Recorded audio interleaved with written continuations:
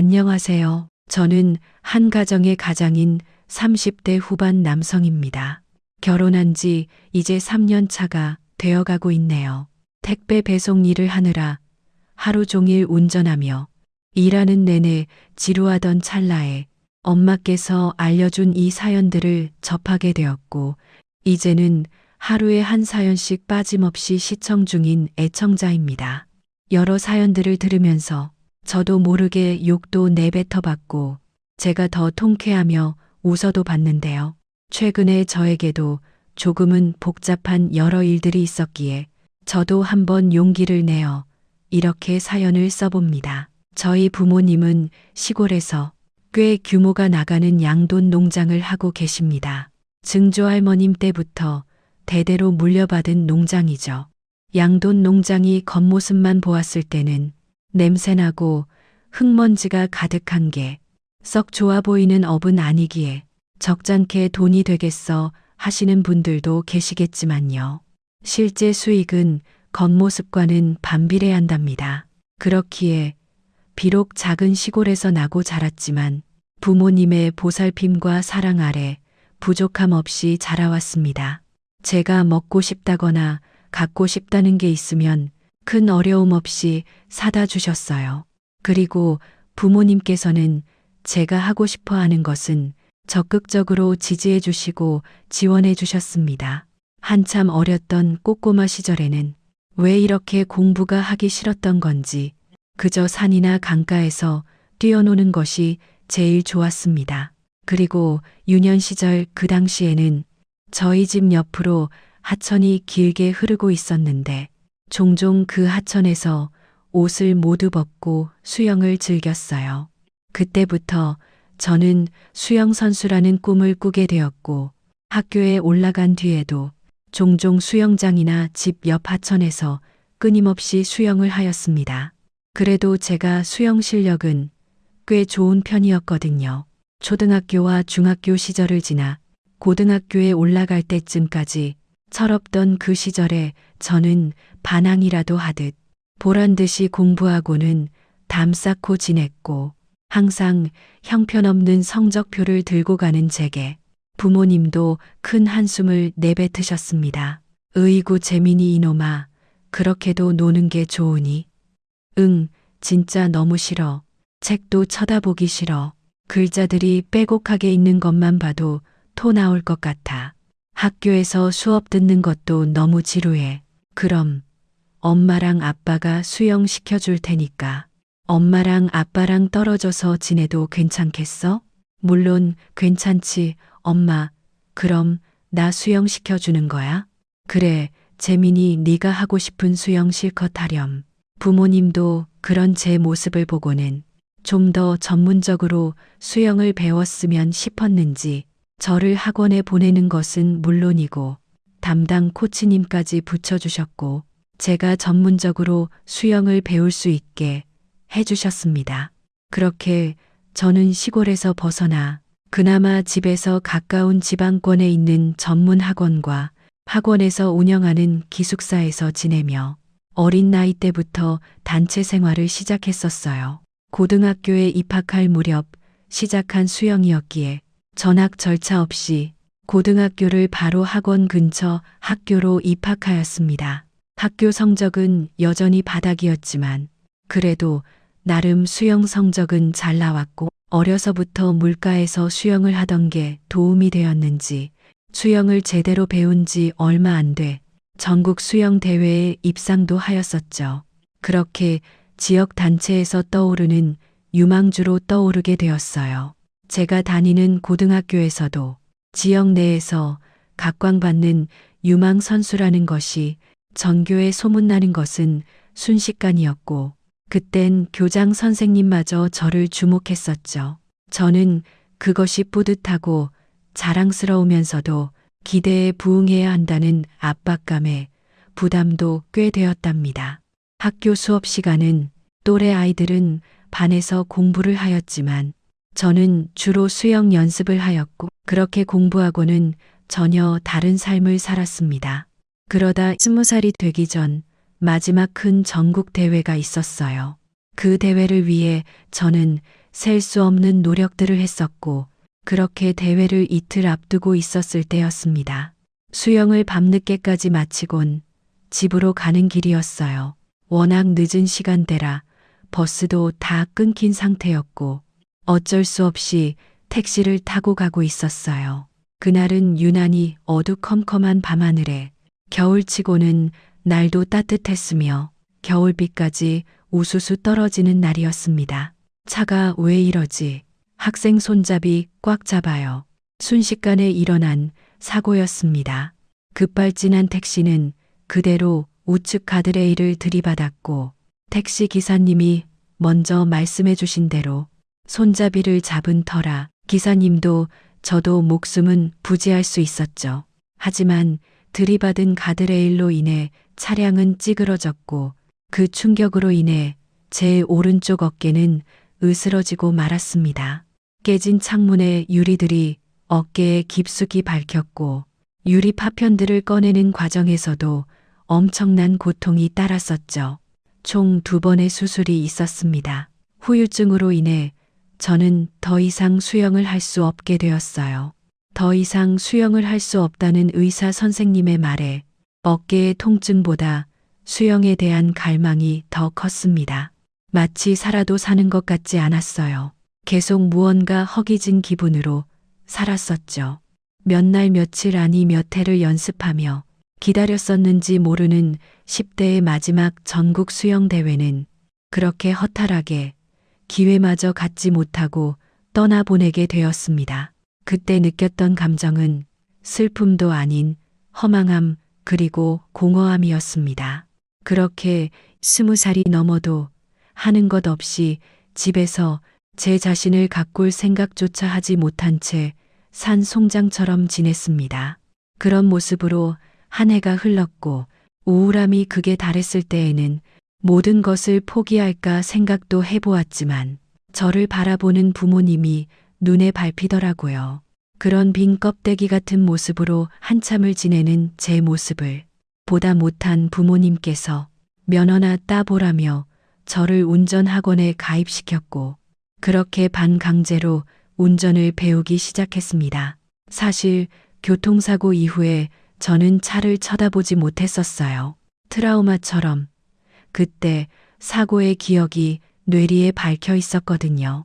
처음에는 몇 번 거절했지만 이미 학원에 수강료를 냈다며 굳이 저를 학원까지 데려다 주시는 부모님 때문에 어쩔 수 없이 운전대를 잡게 되었답니다. 그렇게 첫 시작은 부모님의 권유로 비롯되었지만 어느새 제가 더 신나서 학원을 가는 모습을 볼 수 있었죠. 트라우마를 한번 극복하고 나니 너무나 흥미롭고 뜻깊게 느껴지더라고요. 필기와 기능은 물론 도로 주행까지 면허를 한 번에 취득하게 되었고 면허를 취득해 갈 쯤 영장이 날아왔습니다. 마침 운전을 좀 더 해보고 싶다는 생각에 운전병에 지원을 해보았는데 운이 좋게도 바로 합격할 수 있게 되었어요. 제 군 생활은 또래 친구들에 비하면 그리 힘든 편은 아니었어요. 제가 단체 생활을 일찍부터 시작한 것도 꽤나 도움이 되었고 원하는 직군에서 다양한 경험을 할 수 있었기에 제 인생에 있어 나름의 좋은 기회였다고 생각합니다. 그렇다고 해도 민간인들에 비하면 자유롭지 못한 부분들과 가끔 선임들에게 오는 압박감이 여느 군인들처럼 힘들긴 마찬가지였지만 말이에요. 이후 제대를 한 뒤에는 하나뿐인 형과 함께 부모님을 도와 농장 일을 하였습니다. 현재는 형네 부부가 부모님을 이어 그 농장을 함께 운영하고 있습니다만 부모님은 저 또한 형을 따라 농장을 함께 운영해 주기를 바랬었죠. 부모님에게는 미안한 말이지만 저는 부모님처럼은 살고 싶지 않았습니다. 아무리 큰 수익을 거둘 수 있다고 하여도 악취를 풍기는 농장에서 돼지똥을 치우고 돼지들을 키우며 살기는 싫었어요. 허세가 가득했던 철없던 그 시절에는 겉모습에 꽤나 신경을 썼던 것 같습니다. 그래서 이 일을 계속하지 않고 돈을 조금 모으면 서울로 올라가 살 생각을 항상 품고 있었어요. 생각해보면 저희 부모님께서 저를 일으키기 위해 물심양면으로 많이 도와주셨더라고요. 알고는 있었지만 이렇게 사연을 쓰며 되돌아보니 부모님이 제게 그만큼 신경을 써준 덕분에 제가 다시 딛고 일어설 수 있었던 게 아니었나 싶습니다. 부족한 형편은 아니었지만 부모님 두 분은 본인들이 먹을 거 입을 거 아끼시고 저와 형에게 더 먹이시고 입히셨던 분들이셨습니다. 부모니까 당연히 그래야지 하는 분도 계실 테지만 희생하고 베푼다는 게 쉬운 일은 아니잖아요. 보는 것에 비해 근검절약하시는 분들이셔서 행색을 보면 저희 부모님이 얼마의 수익을 거둬들이는지 잘 모르는 분들이 많더라고요. 저도 농장에서 일하기 전까지는 그 정도의 수익이 나는지 몰랐습니다. 그렇게 시간이 흘러 20대를 지나고 있을 때였어요. 고등학교 동창회가 있었고 오랜만에 예전의 선수 생활을 하며 지냈던 해당 지역으로 가 10대의 시절을 그리워하며 아이들과 먹고 떠들었던 그 시절을 회상하고 있었죠. 근 10년 만에 만나는 자리인지라 여러 아이들이 북적이며 많은 말들이 오갔고 그 중에서도 제 주변을 둘러싸 저에 대해 말하는 아이들이 있었습니다. 재민이 네가 교통사고 나서 대회도 못 나가고 선수 생활 접었다는 소식 듣고 얼마나 놀랐는지 몰라. 맞아, 얘 엄청 유명했지. 교장 선생님도 얘 대회 나간다고 하면 엄청 신경 써줬었잖아. 학교 위상 높여준다고 되게 자랑스러워하고 말이야. 그때 재민이가 대단하긴 했어. 나도 대회 한번 본 적 있는데 진짜 멋있더라. 근데 그런 네가 선수 생활 접는다고 해서 다들 얼마나 안타까워했는지 몰라. 맞아. 너 교통사고 이후로 거의 잠적하다시피 했잖아. 졸업식에도 코빼기도 안 보여주고. 그러고 나서 잘 지냈던 거야? 친구들은 저마다 제 예전 선수 생활 때 얘기를 하며 잘 지냈었냐고 물어봤고 그 말에 선뜻 답을 하기가 어려웠어요. 그 당시 빛나기만 했던 제 시절에 비해 지금은 너무나 초라해 보였거든요. 그래서 전 그 질문에 대한 답으로 그저 웃음만 지어 보였답니다. 안녕, 재민이 너무 오랜만이다. 10년 정도 지났는데 어쩜 그렇게 그대로야. 여기서 너를 볼 수 있게 되어서 너무 기쁘다. 나 사실 너의 엄청난 팬이었거든. 대회 나갈 때마다 가서 응원하고 그랬었는데 넌 모르지? 그때 예쁘장한 여자애가 다가와 팬이었다며 제게 악수를 청하였고 저도 악수를 받아주기는 하였지만 낯선 얼굴이 처음 보는 듯 보였어요. 아, 내 팬이었구나. 고마워. 근데 우리가 같은 반이었나? 제 말에 실망한 기색을 보이며 그 여자애는 악수한 손을 빼고는 말했습니다. 우리 3년 내내 같은 반이었는데 하긴 너는 뭐를 만도해. 수영 연습 때문에 수업 시간에 잘 없기도 했고 내가 워낙 반해서 조용했으니까. 에이, 그거보다 네가 얼굴을 다 갈아엎었으니까 몰라보지. 여자애가 말이 끝나자마자 제 옆에 있던 다른 친구가 그 여자애에게 삿대질을 하며 말하였고 여자애는 그 말을 듣자 얼굴이 시뻘개진 채로 가게를 나갔습니다. 그리고 옆에 앉아있던 그 친구가 자세히 말을 해주었는데요. 그 여자애는 학생 때만 해도 못생긴 얼굴에 소심하여 다른 아이들과 쉽게 어울리지 못하였던 조용한 여자애였다고 합니다.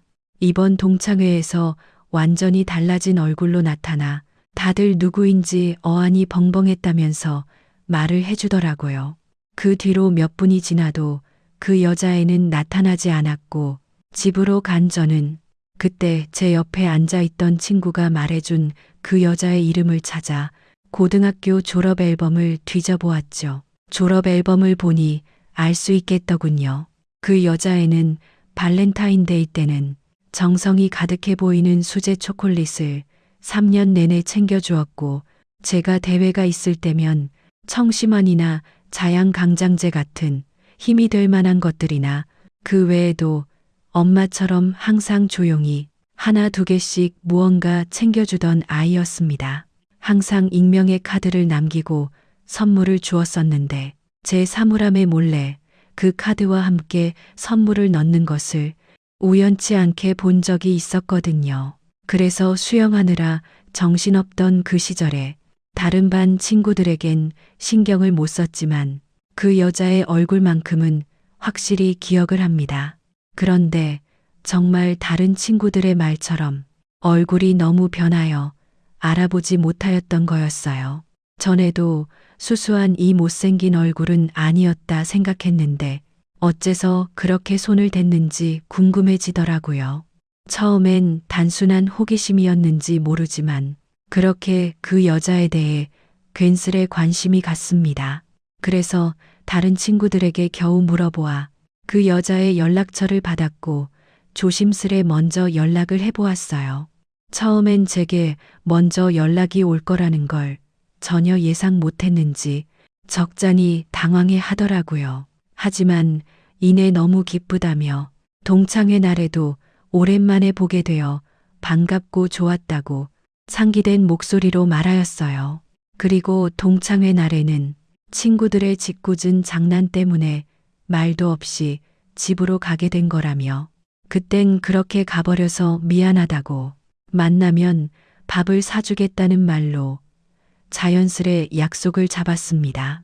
그렇게 여자아이를 만나 밥을 먹고 간단하게 술도 마시며 많은 얘기들을 나누었어요. 그래서 재민이 너는 지금 무슨 일을 해? 제가 너무나도 피하고 싶었던 질문 중 하나인 질문을 듣는데 사실대로 말하기가 힘들더라고요. 예전에 수영을 하던 거에 비하면 부모님을 따라 농장 일을 하고 있다는 것이 왠지 모르게 초라하게 느껴졌고 알 수 없는 자격지심까지 들었습니다. 아, 나 지금은 부모님 사업 도와서 같이 일하고 있는데 그거 서울로 올라가려고 부모님 사업은 형한테 맡기고 난 서울에서 일하려고 해. 그래서인지 저도 모르게 거짓말이 튀어나오더라고요. 직업에 귀천은 없다지만 솔직하게 부모님이 양돈 농장을 하고 있고 지금 부모님 밑에서 그 일을 배우고 있다는 말을 쉽사리 하기가 어려웠어요. 제 스스로가 부모님의 직업이 그저 형편없다 생각해서 그런 결과를 초래한 것이 아닌가 하는 생각이 듭니다. 전혀 부끄러운 직업이 아닌데도 저는 제 부모님의 직업을 계속 속여왔었거든요. 그래서 수영을 시작했을 때부터 누군가가 부모님은 무슨 일을 하냐고 물으시면 사업을 한다며 포장해 왔었습니다. 농업도 사업이라고 한다면 농장을 운영하는 부모님이 사업을 하는 것과 다름이 없다며 자기 합리화를 하고 살았거든요. 또한 작은 시골에서 나고 자란 저로선 서울은 성공한 자의 도시와 같게 느껴졌고 언젠가 저도 서울로 상경해야지 하는 마음이 있었기에 그런 거짓말이 툭 튀어나온 것 같습니다. 그런 제 대답에 여자애는 더욱 기쁘다는 표정으로 제 손을 자연스레 잡으며 말하더라고요. 서울, 나도 지금 서울 사는데 잘 됐다. 내가 직장이 서울이라 자취 중이거든. 서울 올라오면 연락해. 내가 마침 아는 사람 많은데 소개시켜 줄게. 여자애도 서울에 산다는 말에 얼굴이 괜히 시퍼렇게 질리더라고요. 그땐 제 거짓말이 들통날까봐 노심초사했던 것 같습니다. 저는 그 이후로 지속적으로 연락을 주고받았고 항상 여자애는 서울에 언제 오냐는 말을 습관처럼 내뱉더라고요. 아직 준비가 안 되었단 말로 몇 번은 미뤄보았지만 그렇게 미루는 것도 계속 반복되니 이상하게 보이는 것 같았습니다. 그래서 저는 큰맘 먹고 서울로 상경하기 위해 준비를 하였습니다. 서울 상경은 원래부터 계획하던 일이었지만 제 예상보다는 더 빠르게 실행에 옮기게 된 것이죠. 서울의 집값은 제 생각보다 더욱 높았고 겨우 부모님에게 도움을 받아 작은 원룸을 구할 수 있었어요. 공부하고는 거리가 멀었던 터라 제 학교 성적으로는 지원할 만한 회사도 없었고 나이가 어린 편도 아닌데 무경력인지라 그런 저를 받아주는 데도 없었죠. 그렇다고 언제까지나 부모님에게 손을 벌릴 수도 없었어요. 결국 돈을 벌기 위해 몸을 쓰는 일을 선택했고 기회가 되면 이곳저곳 멍이 들고 매일같이 파스를 붙이더라도 돈 되는 일이라면 닥치는 대로 했습니다. 술집에서 서빙 아르바이트는 기본이고 건설 현장 일용직이나 배달기사 일, 택배 상하차 일 등 여러 일들을 하였죠. 그렇게 아르바이트만 2년을 전전하며 살았습니다. 그러다 택배 상하차 아르바이트를 하는데 제가 운전병을 나왔다는 말에 해당 택배 회사에서 정규직으로 입사해 배송 업무를 맡아볼 의향이 없는지 물어보더라고요. 생각보다 높은 급여와 정규직이라는 것에서 오는 안정감, 그리고 제가 좋아했던 운전하는 일이었기에 저는 이 일을 마다할 이유가 없었어요. 그렇게 저는 택배 회사에 취직을 하였습니다. 그동안 그 여자애와는 끊임없이 연락을 주고받았었고 제 볼품없는 현실에도 이해해주고 배려해주던 모습에 점점 그 친구에 대한 관심이 호감으로 변했습니다. 호감으로 변한 마음은 점차 커져갔고 그러다 저의 고백으로 저희는 연인이 되었어요. 정식으로 교제를 한 뒤에도 아르바이트로 하루 벌어 하루 먹고 사는 처지인지라 많은 것을 해주지 못했어요. 그럼에도 저를 한결같이 좋아해주고 응원해주던 여자친구에게 이 사람이구나 라는 확신이 들더라고요. 여자친구는 저에 비해 꽤나 규모 있는 회사를 꾸준히 다녀왔고 제가 그런 자잘한 아르바이트 몇 개를 다 해서 버는 월 수입에 비해 훨씬 좋은 급여를 받아갔어요. 그래서 제가 내는 데이트 비용보다 본인이 더 낼 때가 많았고 그런 부분에 있어서 실은 내색 하나 없었죠. 그럴 때마다 여자친구에게 참 고마우면서도 얼른 돈 많이 벌어서 좋은 거, 맛있는 거 많이 사다 주고 싶다는 생각이 들더라고요. 그렇게 2년간의 아르바이트 생활을 마치고 택배 회사에 비록 배송 기사이지만 정규직으로 취직을 하였다는 말에 여자친구는 저보다 더 기뻐해 주었어요. 제 기쁨을 저보다 더 기뻐해 주는 사람이 있을까 싶었고 이 여자를 꼭 잡고 싶었죠. 그래서 나름 목표를 세워 알뜰살뜰 받는 월급의 70% 정도는 꼭 저축을 하려 노력했어요. 월세도 내야 하는 상황에서 힘들 때도 많았지만 더 좋은 미래를 위해 먹고 싶은 거, 사고 싶은 거 꾹꾹 참아가며 3년 정도 빡세게 모은 덕분에 목표한 금액에 도달할 수 있었습니다. 돈이 모이고 나서야 비로소 총 4년의 연애를 끝내고 여자친구에게 당당히 프러포즈를 할 수 있게 되었답니다. 지금의 아내이자 당시 여자친구는 기꺼이 제 프러포즈에 좋다며 화답했고 그렇게 저와 아내는 결혼 준비에 들어갔어요. 결혼할 생각을 하니 시간이 더 빨리 흐르는 것 같았고 결혼 준비는 생각보다 순조롭게 흐르는 듯 했었죠. 웨딩 플래너를 통하니 예식장이나 스튜디오, 드레스샵 선정 같은 예식 관련 결혼 준비는 차질 없이 진행되었지만 하나 해결하지 못한 게 있었어요. 바로 집 문제였는데요. 턱없이 높은 서울의 집값은 제가 아무리 모은 돈이 어느 정도 된다고 하여도 이 돈으로는 전세도 겨우 될까 말까였습니다. 무조건 서울 아니면 안 된다는 아내의 고집에 대출이라도 받아야 하나 고민하며 여기저기 알아보는데 그런 와중에 얄밉게도 아내는 본인이 혼수를 해올 테니 집은 제가 알아서 하라는 식으로 저에게 모두 떠맡기더라고요. 혹여나 돈이 모자라면 처가되게 말해볼 테니 언제든 말하란 식으로 제 자존심을 살살 긁으며 말이에요. 그래서 집은 처가댁의 힘을 절대 빌리지 않고 제가 스스로 마련하자 다짐했습니다. 이후 양가 부모님께 서로를 인사드리기로 하였고 처가댁이 서울에 있던 터라 처가댁을 먼저 돌렸어요. 제 예상대로 처가댁은 꽤나 잘 사는 것처럼 보였습니다. 아내가 집에 도착했다며 가리킨 곳은 누구나 아는 브랜드 아파트였어요. 세대수가 많아 보이지는 않았지만 신축 아파트인 듯 시설이 굉장히 깨끗했고 아내가 비밀번호를 눌러 안으로 들어가니 입구부터 압도감이 장난 아니었습니다. 바닥은 대리석으로 쫙 깔려 있었고 뻥 뚫려 있는 넓은 거실은 으리으리하다는 말이 절로 나오더라고요. 장인어른과 장모님은 현관 앞까지 나와 저를 반갑게 맞이해 주셨고 저도 90도 인사를 하며 미리 준비한 선물을 건넸습니다. 아이고, 뭐 이런 걸 다 준비했어요. 고마워요. 잘 먹을게요. 장모님께선 선물을 받아들며 환히 웃어 보였고 생각보다 너그러운 분위기에 긴장을 조금 풀 수 있었어요. 수영을 해서 그런지 어깨가 아주 넓구먼. 꼭 내 젊을 때를 보는 것 같네.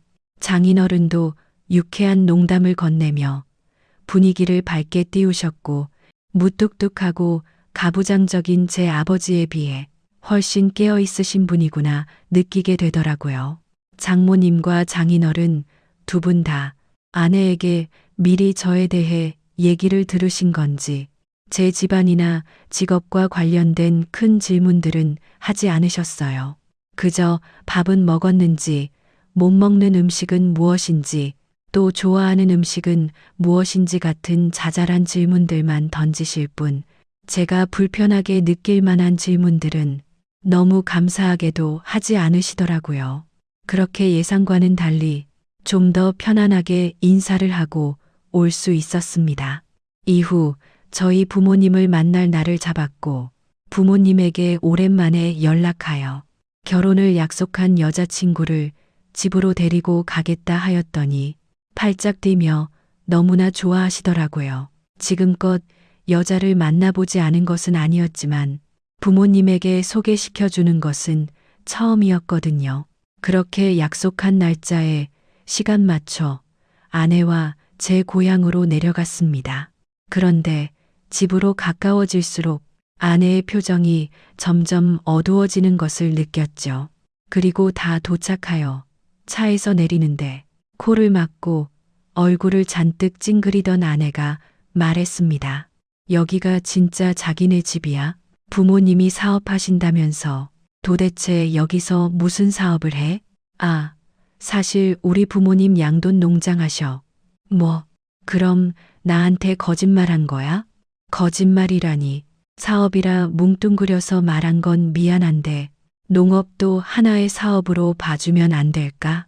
미리 말 못한 건 미안해. 제가 사과를 했음에도 잔뜩 쓴 인상은 풀릴 기미가 보이질 않더라고요. 그러던 찰나에 차 소리를 들었는지 때마침 부모님이 집에서 나왔고 저와 아내를 보더니 활짝 웃으며 대문으로 달려나왔습니다. 그런데 그 모습을 본 아내는 뒤로 주춤하더니 제 뒤로 숨어 보이더군요. 내가 너무 처음부터 부담스럽게 달려나왔나 보네. 먼 곳까지 오느라 피곤할 텐데 편하게 들어와서 쉬어요. 민재도 여기까지 오느라 고생했다. 그 모습을 엄마도 본 것인지 머쓱한 듯 괜히 머리를 긁어 보이며 저와 아내를 현관으로 안내했고 아내는 여전히 코를 막은 채 엄마에게 제대로 된 인사는 생략한 채 그저 고개만 까딱이며 예의라고 찾아볼 수 없는 모습을 보였어요. 지금껏 저에게 보였던 모습과는 전혀 다른 모습들이라 저도 꽤나 당황스러웠습니다. 그렇게 마당을 지나 현관에 다다르자 그제야 앞에 있는 아버지를 보고는 제대로 인사를 하더라고요. 안녕하세요. 재민이 여자친구 김소연이라고 합니다. 반가워요. 나는 재민이 아비 되는 사람입니다. 그럼 안으로 들어와요. 아버지는 제 여자친구 앞이라고 제법 근엄한 목소리를 내며 현관문을 열어주었고 저와 아내도 안으로 들어섰죠. 집 안에는 형과 형수도 함께 있었어요. 부모님과 함께 안방으로 들어가니 형수가 준비했다는 듯이 주스와 예쁘게 깎은 과일들을 내다 주었습니다. 보통 그렇게 결혼을 약속한 남자친구의 식구가 주스나 과일을 가져다 주면 먼저 고맙다고 말하는 게 기본 예의라고 생각을 하는데요. 아내는 고맙다는 말은 생략하고는 누가 먼저 먹으란 말도 없었는데 자기 집처럼 자연스레 벌컥벌컥 주스를 마셔 보이더군요. 그리고는 주스를 그 자리에서 원샷을 때리는 아내였습니다. 결국 보다 못한 제가 먼저 말을 꺼냈어요. 당신 형수한테 고맙단 인사는 해야지. 그리고 부모님이 손도 안 대고 먹으란 말도 없었는데 그렇게 주스 한 잔을 다 마시면 어떡해?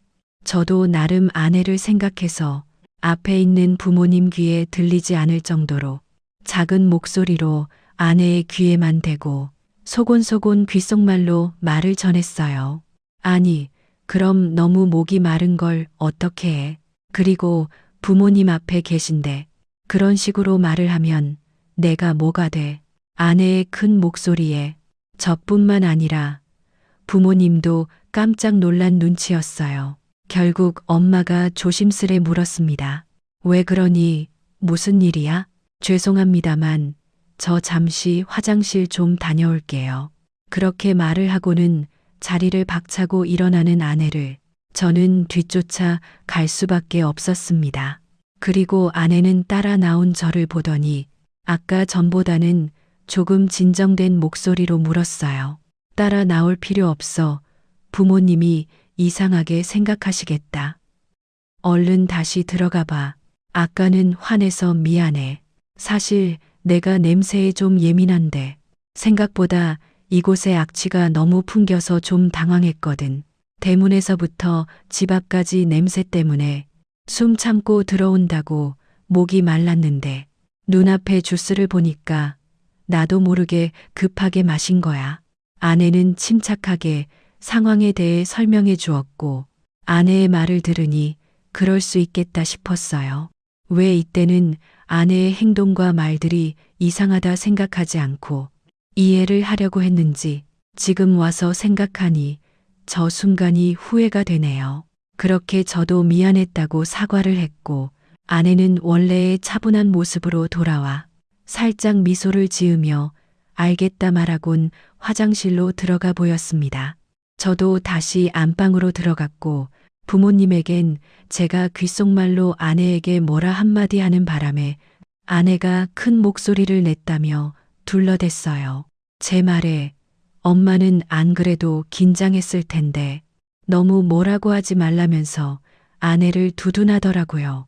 아내가 화장실에서 돌아와서는 부모님에게 아까는 갑자기 큰 소리를 내어 죄송하다며 전과는 달리 싹싹하고 예의 바른 모습을 보였고 그렇게 인사를 간단하게 마치고 돌아왔습니다. 이후 각자 부모님께 인사를 드린 지 얼마 안 돼 양가 부모님과 시간을 맞춰 상견례 자리를 마련했어요. 아무래도 저나 아내 그리고 처갓집이 모두 서울에 있다 보니 장소는 서울에 있는 한정식 집으로 예약을 하였고요. 부모님도 그 의견에 따라 주었고 상견례 당일 먼 길을 오신다고 부모님께서는 새벽부터 준비하여 나오셨다고 합니다. 그 때문에 가장 거리가 먼 저희 부모님께서 약속 시간보다 더 일찍 도착해 있으셨죠. 그런데 오히려 처부모님께서 약속 시간이 지나도 오지를 않는 겁니다.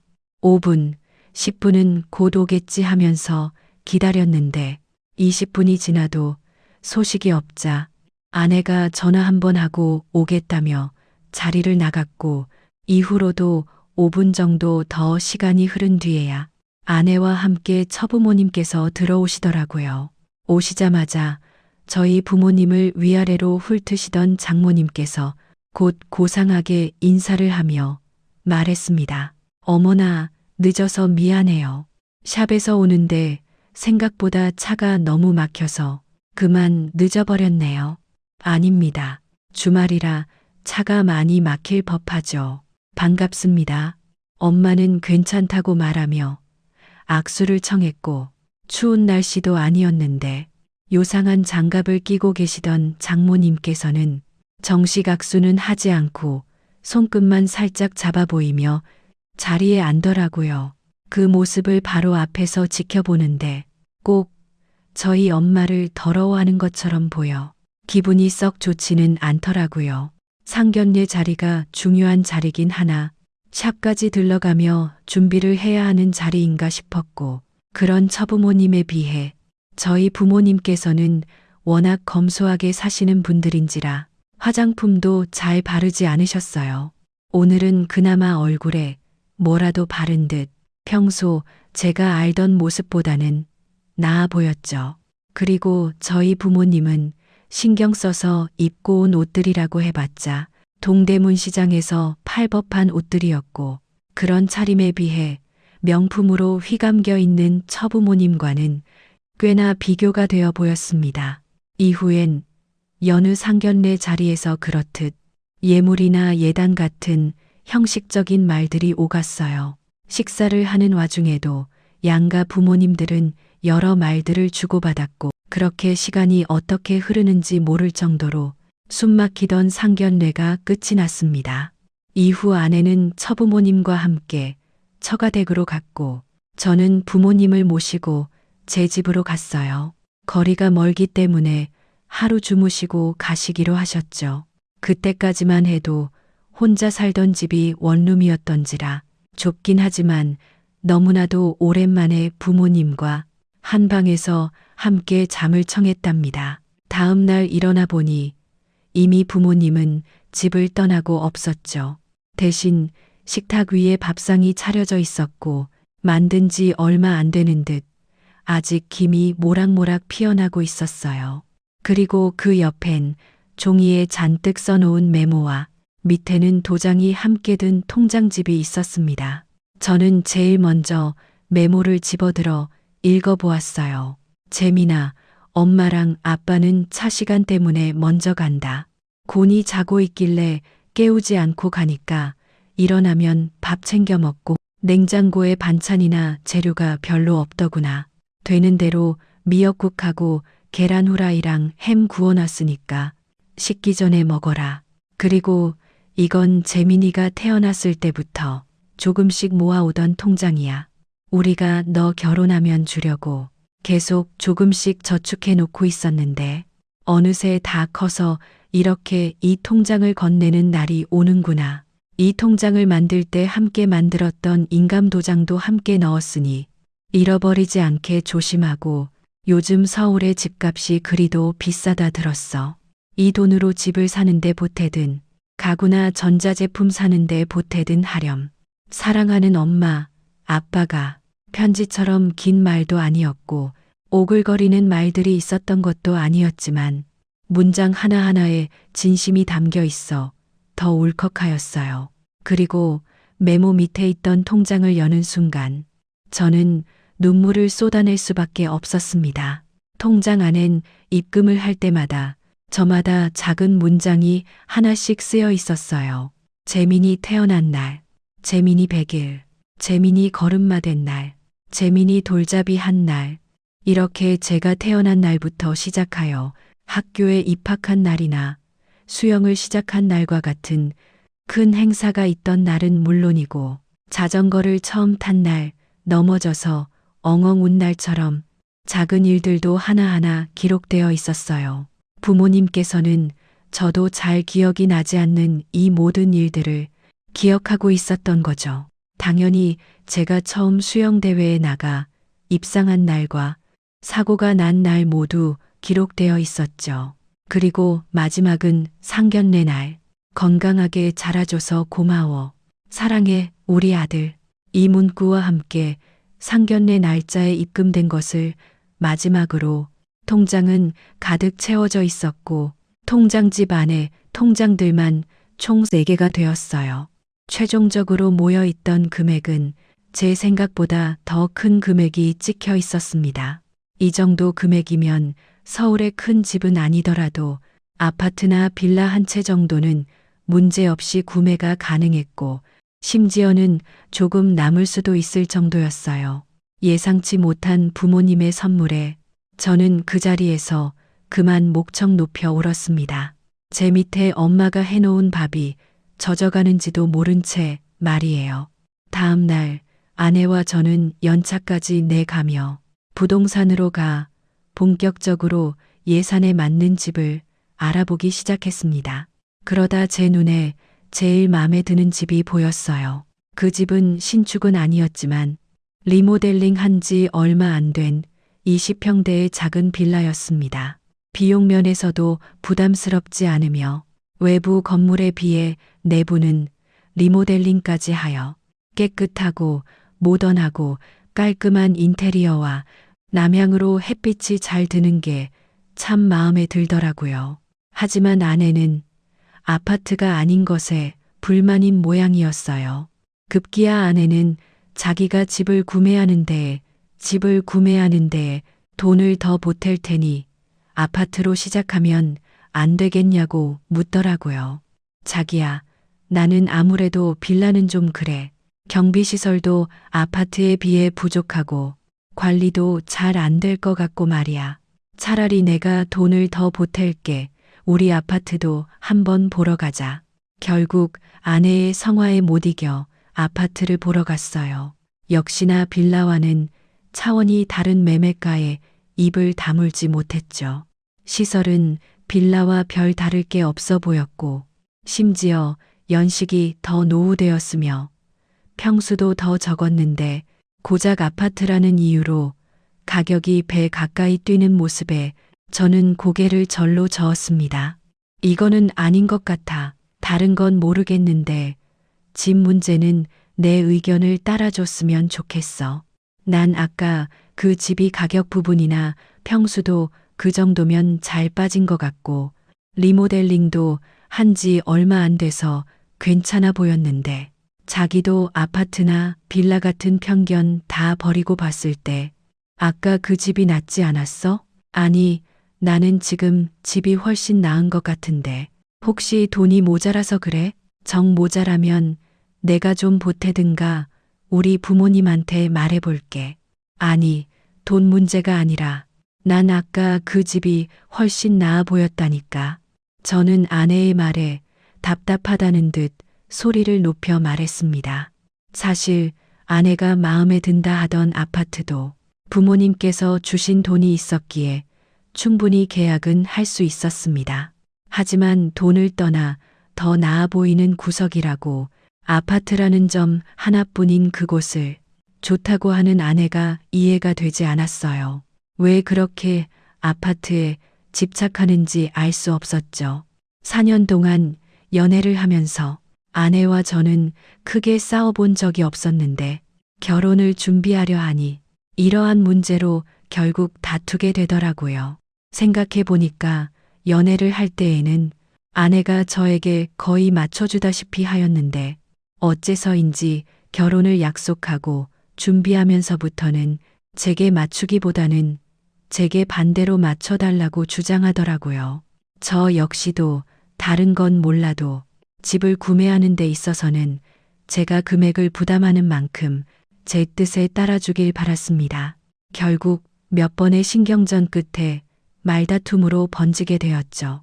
옆에 공인중개사가 있음에도 개의치 않고 저희는 서로 목소리를 높여 자신의 뜻을 주장했고 결국 그날은 아무 성과 없이 각자 집으로 돌아갔습니다. 다음 날 고집을 꺾지 않을 것 같은 아내가 먼저 백기를 들며 연락을 해 오더라고요. 어제 제가 맘에 들어했던 그 빌라로 계약을 하자면서 말이에요. 마침 그날은 쉬는 날이었기에 아내의 연락에 부동산으로 달려가 제 일생에 제일 큰 계약을 하였고 아내와도 화해를 하였답니다. 그렇게 집도 계약하고 나니 결혼 날짜까지 시간은 빠르게 흘러가더라고요. 그리고 많은 사람들의 축복 아래 결혼식이 거행되었습니다. 평소 조용하고 차분한 성격의 아내는 그런 성격 탓에 소심한 면도 없지 않아 있었는데 유독 이상하게도 저희 본가 식구들 앞에서는 대범한 모습을 보이더라고요. 말이 좋아 대범한 모습이지 솔직한 말로 예의 없어 보이는 행실이 몇 번 제 눈에 보였어요. 결혼식이 끝난 뒤 신혼여행까지 마치고 돌아와 본가에 들러 인사를 드리자고 말하니 아내는 바로 인상을 쓰며 말했어요. 자기 혼자 다녀오면 안 돼? 지금 내 옷들 다 비싼 건데 시댁은 솔직히 너무 냄새나고 농장이랑 집이 너무 가까이 붙어 있어서 돼지 소리 때문에 시끄럽단 말이야. 진짜 적응 때문에 피곤하기도 하고 혹시라도 옷에 냄새가 배거나 흙먼지로 더러워지면 어떡해. 아내의 말들이 영 틀린 말은 아닌 것 같으면서도 서운하게 들리는 건 어쩔 수 없더라고요. 결국 저는 아내의 말대로 저 혼자만 인사를 다녀왔습니다. 저 혼자 가니 당연히도 부모님은 아내를 찾았고 저는 그저 시차가 안 맞아 힘들어해서 혼자 왔다고 둘러대 주었어요. 솔직하게 말하면 부모님이 상처받을까봐 걱정이 되었거든요. 엄마는 내심 아내에게 전화라도 오지 않을까 기대를 하는 듯 보였습니다. 하지만 전화는커녕 문자 한 통도 오지 않더라고요. 그런 아내에게 서운한 마음과 실망도 있었지만 제가 또 너무 바라는 것 아닌가 싶기도 하고 신혼여행을 다녀와 꼭 인사를 드려야 하는 것은 아니었기에 그러려니 넘어갔습니다. 하지만 그 일은 빙산의 일각에 불과했어요. 시간이 흘러 결혼 후 처음 맞이한 명절 연휴였습니다. 연휴가 시작하기 일주일 전날이었어요. 배송 업무로 운전을 하며 일하고 있는데 엄마에게 전화가 왔고 아내에게 연락을 했는데 받지를 않는다며 무슨 일이 있냐고 물으시더라고요. 아침에 나올 때까지만 해도 아내는 멀쩡해 보였는데 그 말에 걱정이 된 저는 통화를 끝내고 바로 아내에게 전화를 걸었어요. 몇 번의 수신음이 지나 전화를 받더라고요. 제 전화는 이리도 잘 받는데 엄마가 3통이 넘도록 전화를 걸어도 받지 않는다니 혹시 저희 엄마 전화만 피하는 건가 하는 의구심이 들더라고요. 더군다나 그날은 주말이었고 저야 배송직이라 주말 평일 할 것 없이 스케줄 근무로 돌아가기에 일하는 중이었지만 아내는 주말이면 집에서 쉬는 일반 직장인이었어요. 그러니 전화를 받지 못할 상황이었다면 제 전화도 받지 못했을 테니 말이에요. 그래서 저는 바로 이 부분에 대해 따져 물었습니다. 엄마가 전화를 3통이 넘도록 했다는데 못 받은 거야? 아님 일부러 안 받은 거야? 내가 꼭 전화를 받아야 돼? 전화 받으면 분명 명절 얘기할 텐데 나 괜히 그런 일로 스트레스 받고 싶지 않단 말이야. 아내의 대답은 그저 하찮은 변명으로 들려왔고 그저 저희 엄마를 무시하는 걸로밖에 안 보이더라고요.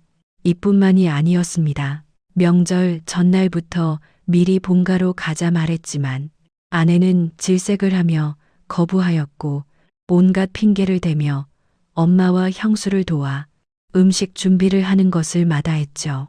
할 수 없이 명절 당일 아침 일찍 출발하려는데 아내는 차에 올라타면서도 계속 투덜대며 가기 싫다는 내색을 보이기 일쑤였습니다. 본가에 도착한 뒤로도 아내는 더 이상 손님이 아닌데도 손님 대접을 받으며 손가락 하나 까딱하기 싫어했고 엄마와 형수가 밥상을 내오는 데에도 가만히만 있더라고요. 최소한 밥상에 숟가락이라도 얹던가 그마저도 하지 않은 채 그저 바닥에 붙인 엉덩이를 뗄 생각도 않는 아내의 모습에 결국 한마디 하려는데 제 옆에 참다 못한 아버지가 먼저 입을 여셨어요. 새아가 아무리 먼 걸음에서 몸이 고단하다고 해도 너무 가만히 있는 것 아니냐. 너무 가만히 앉아만 있는 것 같구나. 아버지는 나름 듣는 아내가 너무 기분 나쁘게 들리지 않도록 신경 써서 차분히 말했다 생각했는데 그 말을 듣고 아내는 바로 표정이 굳더라고요. 죄송해요, 아버님. 제가 사실 발목을 살짝 다쳐서요. 저도 돕고 싶은데 의사 선생님이 움직이지 않는 게 좋다고 하셔서 이해 좀 해주세요. 아내는 발목을 다친 적이 없었고 뻔뻔스럽게 거짓말을 하며 저희 부모님을 농락하는데 아버지는 아내의 말이 진짜인 줄 알고 되려 미안해하며 걱정하더라고요. 어디서 멀쩡한 발목을 다쳤다고 거짓말을 하냐며 한마디 하고 싶었지만 그 자리에서 아내의 거짓말을 폭로하면 부모님은 아내의 거짓말에 상처를 받을지도 모른다 생각했고 아내도 뭐라 할 게 분명했기에 즐거운 명절에 분란을 일으키지 말자 하며 그저 참았습니다. 아내는 뒤에 가서도 자기가 거짓말로 제 부모님을 농락한 것은 생각지도 않고 자기에게 잔소리를 해서 짜증난다며 오히려 제게 저희 부모님을 흉보더라고요. 그럴 때마다 저는 아내와 다투기 일쑤였습니다. 평소엔 별 문제 없었는데 유난히 저희 본가 사람들한테만 무시하듯 예의가 없었어요. 그래서인지 집안에 대소사만 있으면 저는 아내와 항상 말다툼을 하였고 그게 1, 2년까지는 버틸만 하였는데 3년이 되어가니 저도 슬슬 힘들고 지치더라고요. 그러다 아내가 선을 3개 넘는 일이 있었습니다. 아버지는 형제 중 장남이셨고 아버지의 동생인 작은아버지의 첫째 아들이 서울에서 결혼한다더라고요. 그래서 결혼식 전날 미리 서울에 와야 할 것 같은데 하룻밤만 저희 집에서 묵겠다며 부탁을 하셨어요. 이 일을 아내에게 전했는데 온갖 짜증을 내며 저희 부모님을 무시하더라고요. 뭐 그런 냄새나는 사람들하고 어떻게 같이 자? 난 싫어. 절대 싫어. 그것도 모자라서 내가 사는 집에 들이라고? 절대 안 돼. 그냥 모텔이나 가면 되겠네. 모텔이나 가면 되겠더니 그런 말들을 아무렇지 않게 내뱉는 아내에게 이제는 치가 떨리더라고요. 본인 부모님을 제가 그런 식으로 말했다면 분명 길길이 날뛰었을 거면서 말이에요. 결국 또다시 아내와 저는 말다툼을 하였고 아내는 열이 받았는지 먼저 자리를 피했습니다. 저 보란 듯이 현관문을 쾅 소리 나게끔 크게 닫으며 나가 보이더라고요. 저는 아내가 있던 자리에 그대로 앉으며 지친 한숨을 내뱉었어요. 그런데 그 순간 아내의 노트북에서 알람이 울렸고 판도라의 상자와 같은 아내의 노트북을 보게 되었습니다. 주말마다 아내는 노트북으로 바쁘게 인터넷을 하였고 저는 뭐 인터넷으로 쇼핑이라도 하는가 보다 하고 크게 신경 쓰지 않았었죠. 그런데 그날 그 노트북에서 아내의 실체를 알 수 있었습니다. 아내가 앉아있던 의자와 책상 위에는 아내가 쓰던 노트북이 올려져 있었고 저와 다투기 전만 해도 열심히 노트북을 하던 아내는 제가 미처 그 노트북을 보리라 생각을 못하였던 것 같았어요. 노트북에 알람이 울려 그 안을 살펴보니 아내는 지금껏 인터넷 카페 커뮤니티에 저희 부모님을 그렇게 욕하고 있었더라고요. 얼마나 오랫동안 그 카페에서 열심히 활동을 하였는지 우수 회원으로 있던 아내의 글들을 하나씩 읽어보았습니다. 그 안에는 죄다 부모님과 저를 욕하는 글들이더라고요. 그 중에 하나 눈에 띄었던 것은 결혼 전 저희 부모님께 처음 인사를 드리던 날에 썼던 글이었어요. 그 내용은 이러했습니다. 예비 신랑이 시부모가 사업을 한다고 해서 그런 줄 알고 결혼까지 결심했는데 알고 보니 시댁에서 한다는 사업은 농업이었고 그 중에서도 제일 냄새나 더러운 양돈 농장을 하고 있었다. 면서 시부모님 꼬라지가 거지 같고 냄새 난다며 이 결혼을 해야 하는지 묻는 고민을 써놨더라고요. 심지어는 동창회 때 저를 오랜만에 보고 썼던 글도 있었습니다. 그 글에는 님들, 나 동창회에서 첫사랑을 만났는데 첫사랑은 학교에서 유명했던 수영 선수라 고백도 못하고 짝사랑하고 있었음. 근데 걔가 졸업할 때쯤 사고 나서 어깨를 다쳐서 수영 관두고 자취를 감췄었거든. 지금은 수영도 못하고 대학도 못 나온 고졸 출신의 별 볼일 없는 애가 되어 있더라고. 그래도 오랜만에 얼굴 보니 예전 생각나면서 조금은 설레더라. 지금은 무슨 부모님 사업 도와가면서 일한다던데 내가 봤을 땐 그냥 놀고 먹는 것 같아. 얼굴 반반해서 데리고 다니기는 좋은데 사귀어도 괜찮을까? 이런 내용의 글이 쓰여 있었습니다. 그뿐만이 아니었어요. 제가 정규직으로 취직했을 때에는 겉으론 저보다 더 기뻐하더니 그 커뮤니티에는 고작 택배 기사가 된 거면서 좋아하는 꼴이 우습다는 글을 썼더라고요. 아내의 소름이 끼치고 뒤통수를 세게 얻어맞은 듯한 느낌이었어요. 그리고 무엇보다 저희 부모님을 향해 입에 담기에도 험한 욕설들로 가득한 글들을 보고 전 곧장 화장실로 달려가 구토를 했습니다.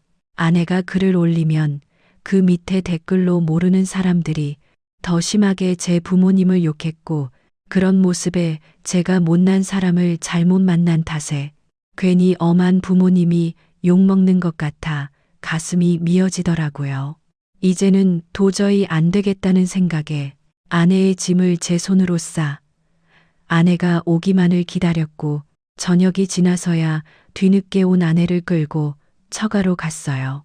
제 손에 붙잡혀 오는 내내 아내는 이거 놓으라며 소리쳐 댔지만 개의치 않고 장모님과 장인어른 앞까지 데려갔고 시원하게 이혼을 선언했습니다. 저 이렇게 이중인 격자 같은 사람과는 도저히 못 살겠습니다. 딸 반품합니다. 데려가세요. 그리고 제가 빌려준 돈 3억 다시 돌려주세요. 뭐? 3억?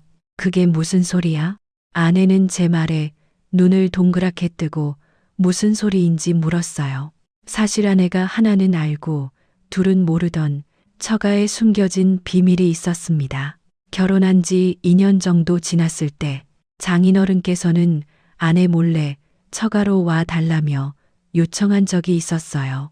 그날 저는 처가의 진짜 모습을 알 수 있었습니다. 겉으로 보았을 땐 잘 사는 것처럼 보였던 처갓집은 알고 보니 월세로 새들어 사는 거였고 장인어른의 벌이가 나쁘지 않다고 해도 워낙 씀씀이가 해픈 장모님과 아내 그리고 아내의 남동생인 처남 때문에 변변찮은 자기 집 하나 없이 지금껏 새들어 살았다며 진실을 말해주더라고요. 그런데 하나뿐인 처남이 도박에 빠지는 바람에 큰 빚을 지게 되었고 당장 집이라도 빼서 보증금으로 남아 어떻게든 해야 하나 싶은데 그렇게 길거리에 나앉게 될 수는 없다며 당장 급한 상황이니 제게 3억만 빌릴 수 있는지 물으셨죠. 마침 제 수중에는 결혼 전에 부모님이 주셨던 통장이 있었고 지금 사는 집을 구매하고도 통장 안은 어느 정도 잔액이 남아 있었기에 돈을 빌려주기로 하였습니다. 대신 금액이 큰 만큼 변호사를 통해 법적 효력이 있는 차용증을 썼어요. 아내에게는 지금껏 들었던 말은 모두 비밀로 해달라던 처부모님의 말씀에 계속 비밀로 한 채 관련된 얘기들은 하지 않고 있었던 것이었죠. 역시나 아내는 처가가 월세 사는지도 모르고 있는 눈치였어요. 전 아내의 물음을 무시한 채 장인어른과 장모님에게 제 핸드폰을 꺼내 아내의 노트북에서 찍은 커뮤니티 글들을 보여주었고 한 번 더 단호하게 말했습니다. 지금껏 저 사람이 인터넷상에 쓴 저희 부모님에 관한 글들입니다. 보세요. 다 욕뿐이에요. 저희 부모님 비록 돼지 키우며 누추한 환경에서 일하고 있어 행색이 좋아 보이진 않아도 전혀 부족하지 않게 사세요.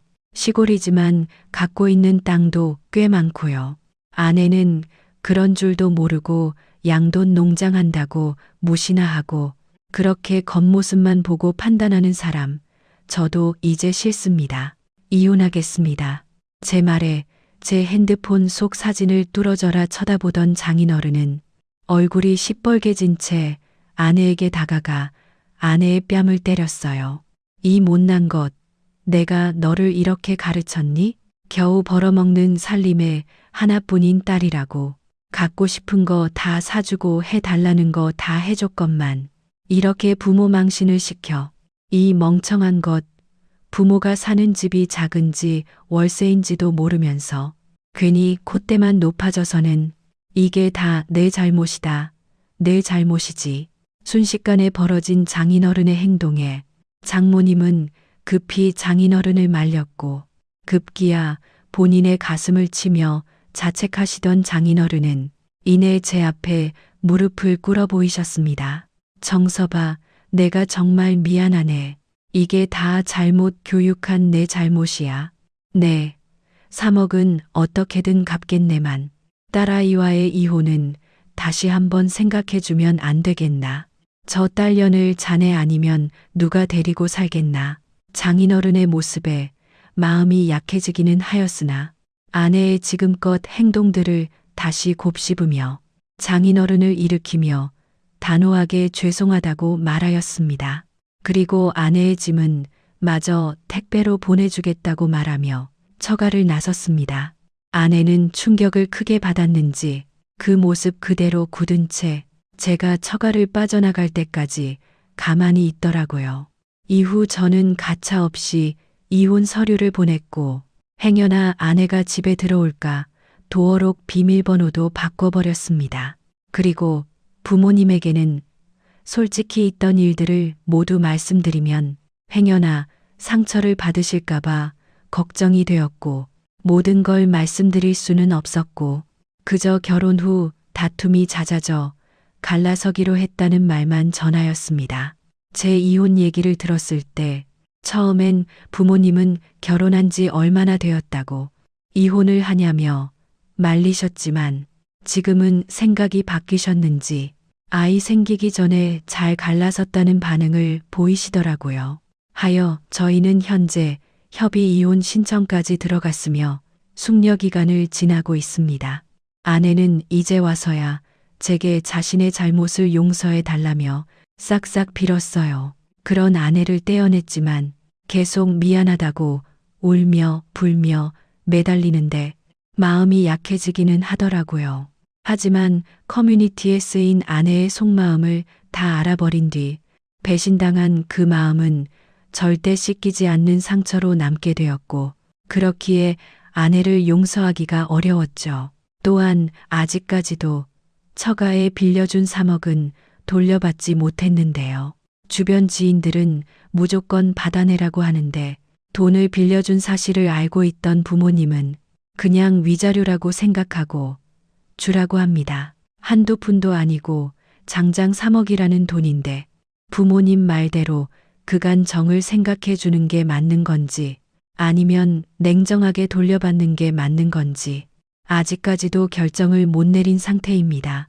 이러한 답답한 마음에 이렇게 사연을 올리게 된 것인데요. 글솜씨가 좋지 않아 제 사연이 미숙하게 들렸을 분들도 있으실 거라 생각됩니다. 하지만 나름 최선을 다해 사연을 써보내니 너무 질타하지 마시고 따뜻한 응원 부탁드릴게요. 제 고민에 관한 많은 의견도 남겨주시면 감사하겠습니다. 그럼 제 사연을 보시는 분들 중에는 겉만 보고 사람을 판단하는 그런 분들은 없기를 바라며 사연을 마칩니다. 지금껏 제 긴 사연을 들어주셔서 감사합니다.